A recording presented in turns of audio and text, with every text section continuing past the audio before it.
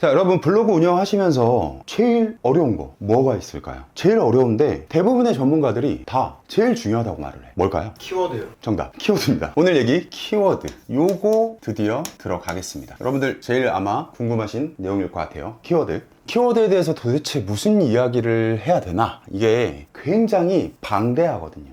이걸 어디서부터 설명을 해야 되나? 굉장히 방대해서 오늘은 블로그를 잘하고 빨리 성장시키는 사람들이 키워드를 이러한 기준으로 항상 잡는, 키워드를 찾는 그런 습관을 가지고 있더라. 그 내용에 대해서 말씀을 드릴 겁니다. 세 가지로 먼저 구분을 해볼 수 있습니다. 키워드를 잘 찾는 사람들의 특징은요. 첫 번째, 희소성이에요. 두 번째, 트렌드입니다. 세 번째, 1번 희소성, 2번 트렌드, 3번 비관심입니다. 간략하게 먼저 설명을 할게요. 희소성. 모든 키워드는 항상 어떤 걸 봐야 되냐면 검색량, 동시에 발행량을 봐야 됩니다.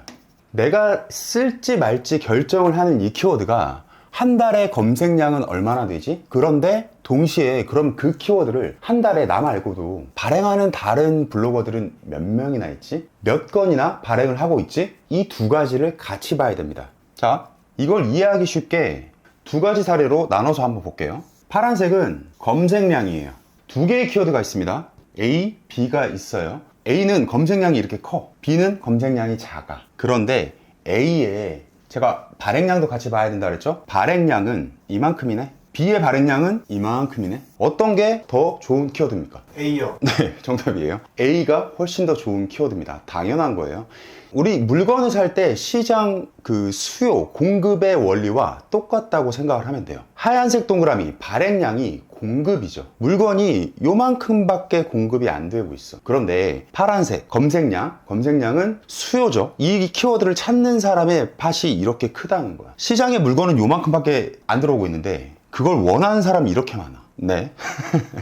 그래서 이런 키워드를 찾아내야 된다. 이게 바로 희소성 높은 키워드다 라고 정의를 하면 되겠습니다. 자, 두 번째, 트렌드입니다. 트렌드는 다른 말로 표현하자면 이슈? 이 말로도 표현이 되겠죠. 자, 그런데 이걸 잘 구분을 해야 됩니다. 이슈라고 말을 해버리면 보통 제일 먼저 뭘 생각하냐면 스포츠, 예능, 영화, 드라마, 연예인 이런 것들을 먼저 떠올리고는 해요. 얘네들 다 어떻죠? 다라고 말할 수는 없겠지만 특히 연예인이나 예능 이쪽은 드라마, 영화도 마찬가지죠. 반짝 검색량이 치솟았다가 금방 훅 그냥 사라지는 정도가 아니라 그냥 사람들의 뇌리에서 잊혀져 버립니다. 제가 뭘 말하고자 하는 거냐면 이걸 말하는 거죠. 가십거리. 이 가십거리를 이슈로 착각하시면 안 됩니다. 이거랑 동의어가 네, 제가 말하는 건 여기서 말하는 이슈와 가십거리는 동의어가 아닙니다. 이런 이슈를 말을 하는 게 아니라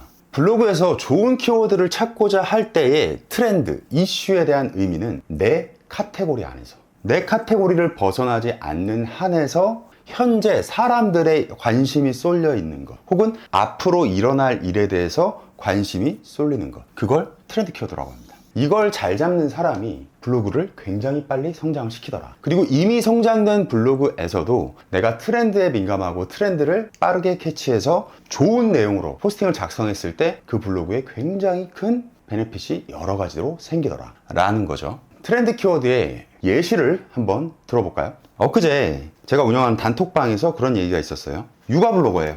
육아 블로거인데 지수는 좀 낮습니다. 그러니까 시작하신 지 얼마 안 되신 분이에요. 그런데 이분이 인천에 거주하시는데요.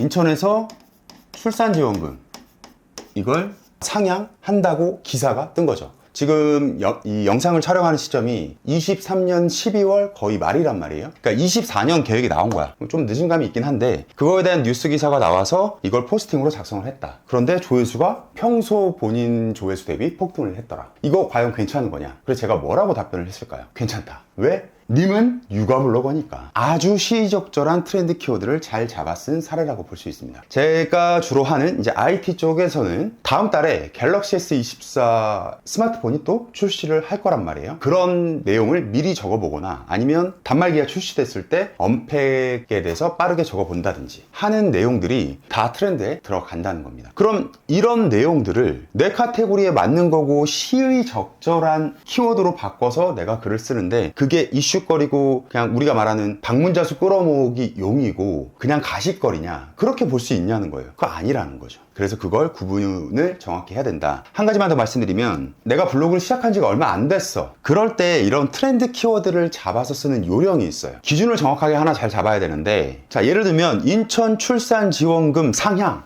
인천 출산 지원금 상향 소식, 이런 식으로 제목을 잡았다고 쳐볼게요. 그러면 뜰 수도 있지만, 상위에 뜰 수도 있고 방문자 수를 많이 끌어당길 수도 있겠지만 대부분은 확률이 낮다는 거예요. 왜? 내가 시작한 지 얼마 안 됐으니까. 그래서 이럴 때는 인천 출산 지원금을 네이버에 검색을 해보면 최소한 이게 있어요. 연관 검색어가 있단 말이에요. 연관 검색어 중에 지금 검색을 해보니까 출산 지원금 1,000만 원, 2024년 인천 출산 지원금, 인천 서구 출산 지원금, 그리고 또 인천 출산 1,000만 원, 경기도 출산 지원금, 인천 연수구 출산 지원금, 이렇게 이 메인 토픽에서 세부적인 여러 가지 내용들이 나온단 말이에요. 트렌드 키워드의 특징이에요. 물론 모든 키워드는 세부적인 내용이 대부분 달라붙어 있는데, 트렌드 키워드는 이 세부적으로 달라붙어 있는 여러 가지 키워드의 수도 많을 뿐더러 순간적인 폭발적인 검색량이 되게 높단 말이에요. 세부 키워드들도. 그래서 내가 지수가 낮을수록 그 세부 키워드들을 집중적으로 그 내용에 대해서만 쓰는 걸로. 그러면 아까 제가 얘기했던 것 중에 인천 출산지원금 1,000만 원, 이런 세부 키워드가 있었단 말이에요. 그러면 내가 지수가 얼마 안 돼도, 혹은 좀 운영을 했더라도 트렌드 키워드를 잡는 방법은 인천 출산지원금 상향 소식, 이렇게 포괄적으로 잡는 게 아니에요. 그렇게 들어가는 게 아니라 출산지원금 관련한 여러 가지 내용들 중에서도 나는 1,000만 원에 딱 포커스를 맞춰서 이거에 대한 내용만 집중적으로 파고들어서 포스팅을 써야 되는 겁니다. 그래야 효과가 있어요. 자, 트렌드 키워드 이해하셨죠? 넘어갈게요. 3번, 비관심 키워드입니다. 자, 이게 무슨 말이냐, 이게 도대체 뭔 소리냐, 말 그대로입니다. 지금 막 이슈가 되고 있는 트렌드도 아니야. 그리고 검색량 대비해서 발행량이 특별히 이렇게 막 차이가 많이 나는 그런 희소성 높은 키워드도 아니야. 그런데 그런 게 있어요. 마찬가지예요. 내 카테고리 안에서 사람들이 관심이 없는 키워드가 있어요. 관심이 떨어진 거야, 지금. 트렌드랑은 좀 반대의 개념이죠. 자, 그런데 제가 말씀드리는 여기서의 사람들은 누구냐면, 이게 누구냐? 사람들의 관심이 없는 키워드를 찾아야 된다 라고 얘기를 했잖아요. 여기서의 이 사람들은 일반적인 검색자들이 아니라 누구? 블로거들. 그러니까 내가 육아인데 나랑 같은 육아 블로거들이 좋아하는 키워드들이 있을 것이고, 자주 쓰는 키워드들, 잘 안 쓰는 키워드들이 있단 말이에요. 이쪽 키워드 별로 관심이 없어. 그 관심이 없는 키워드의 대표적인 예시가 뭐냐면요, 첫 번째, 검색량이 별로 없거나, 두 번째, 내용상 별로 쓰고 싶지 않은 내용인 거야. 혹은 잘 모르거나, 뭔가 추가적인 내가 연구를 하고 자료를 찾아보고 학습을 좀 해야 되는 내용일 때, 그런 키워드들이 대부분 비관심 키워드에 속한다. 그런데 세병원은 이걸 왜 강조하느냐? 저는 이걸로 컸거든요. 비관심 키워드로. 그리고 저뿐만이 아니라 제가 그동안 저를 수강하셨던 분들 중에 많은 분들이 이쪽을 잘 활용하시는 분들이 급성장을 이뤄내고 있습니다. 당연한 거죠. 비관심 키워드라고 해서 검색량이 없는 건 아니야. 의외로 또 높은 애들도 많아요. 그런데 발행량이 어떻겠어? 블로거들이 관심이 없으니 발행량이 어떻겠어? 이 일반적인 희소성 키워드보다 훨씬 더 희소성이 있다는 얘기예요. 이 검색량, 발행량이 구조가 그렇게 될 수밖에 없는 거야. 블로거들이 관심을 안 갖는데 발행량이 있겠냐는 거지. 근데 검색량은 있더라. 이런 키워드가 정말 좋은 키워드다. 자, 그래서 정리하면 희소성 있는 키워드, 트렌드한 키워드, 비관심 키워드, 이 세 가지를 얼마나 내가 잘 요리하는지가 블로그 성장의 바로미터가 될 것이다.